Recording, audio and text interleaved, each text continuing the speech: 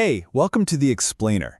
Today we're jumping straight into what might be the biggest shakeup of our lifetime, how artificial intelligence is completely changing the game for jobs. And then we're going to look at a pretty wild idea, one that's been around for centuries, that might just be the answer.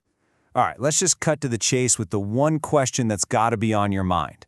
Is your job safe? Because, this isn't some sci-fi movie plot set in 2050. This is happening right now. I mean, just look at Salesforce. Their CEO is on record saying AI is already handling up to half of the company's workload. And the direct result? Thousands of people laid off. We're talking about support agents, writers, even HR roles. Just gone, replaced by AI. And it is the exact same story over at Amazon. Now, these aren't your typical seasonal cuts. The CEO, Andy Jassy, he calls it a structural transformation. They are strategically swapping out human jobs for AI, all the way from the warehouse floor to the corporate office. Then you've got Microsoft. More than 16,000 jobs vanished as they go all in on an AI-first strategy. But here's the part that really gets me. 30% of their code is now written by AI. So we're not just talking about simple repetitive tasks anymore. This is hitting highly skilled software engineers. And that brings us to the big, scary number. We're looking at over 100,000 tech jobs disappearing in just 1 year, with AI being the direct cause. This isn't a slow leak, you guys. It's a flood. So, what does all this add up to? Well, the argument is that we are living through an unprecedented job quake. Now, I know what you're thinking. Hey, we've had industrial revolutions before, we got through it. But the case being made here is that this time is completely different. And this slide, well, it just lays it out perfectly. In the past, revolutions automated muscle power, physical labor, right? If you were displaced from a farm, you could learn a new skill and go work in a factory. But AI is automating cognitive labor. It's automating the thinking, the planning, the creating, the very things we thought made our jobs safe. Scott Santens, who's a huge voice in this space, he just nails it with this quote. He says that by automating cognition itself, AI breaks that old pattern, the one where people just move on to new, higher-skilled jobs. Because what happens when the AI can learn that new job faster than you can? And the data shows the ground is just shifting under our feet at an insane speed. The skills you need for certain jobs are changing 66% faster than before. And yeah, if you have AI skills, you can get a massive 56% pay bump. But that just creates this huge chasm, making it almost impossible for everyone else to keep up. So if this keeps up, where does it lead? Well, the fear is a kind of societal domino effect, where the consequences ripple out and become way, way bigger than just unemployment stats. You see, it kicks off this really nasty, vicious cycle. A ton of job losses means people have less money to spend. Okay, that's step one. Step two, people stop buying stuff. Well, what happens then? Step three, business revenues tank. And that forces them to do what? More layoffs. You see? That's how an economy can just spiral. But honestly, beyond the charts and graphs, there's a huge human cost.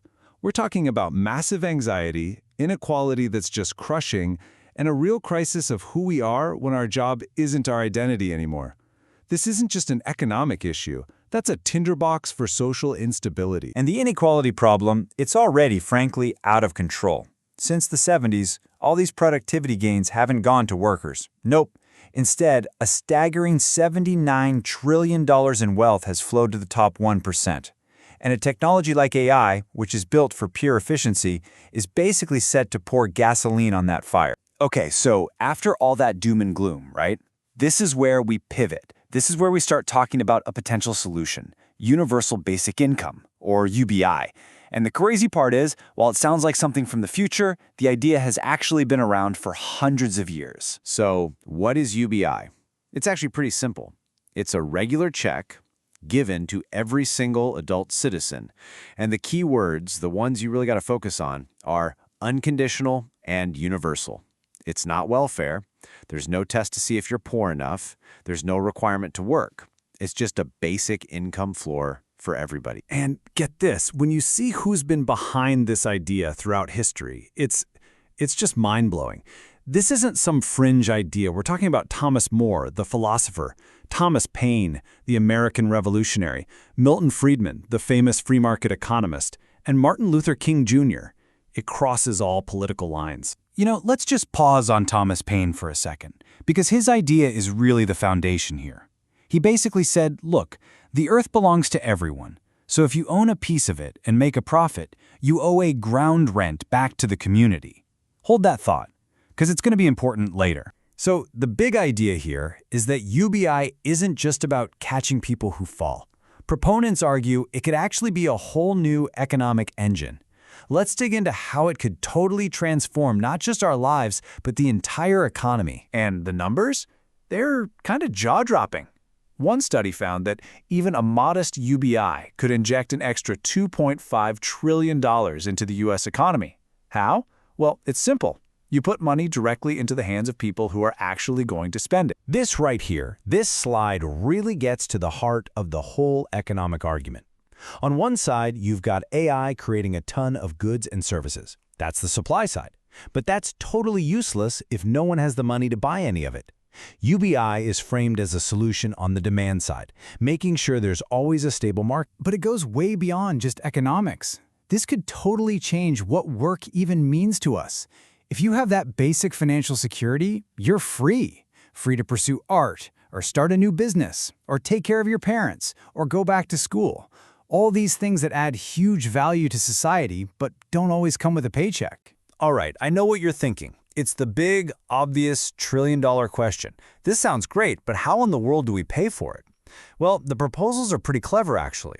They focus on making the problem pay for the solution. And probably the most, elegant idea is something called an automation tax. Remember Thomas Paine and his ground rent for land? This is the exact same idea, but for the digital age.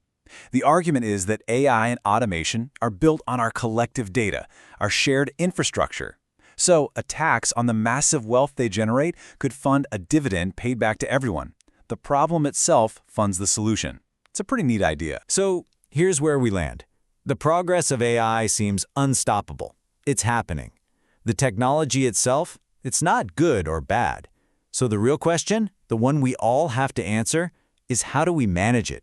Are we going to be the victims of the future it creates, or are we going to be the architects? That's the choice we have to make.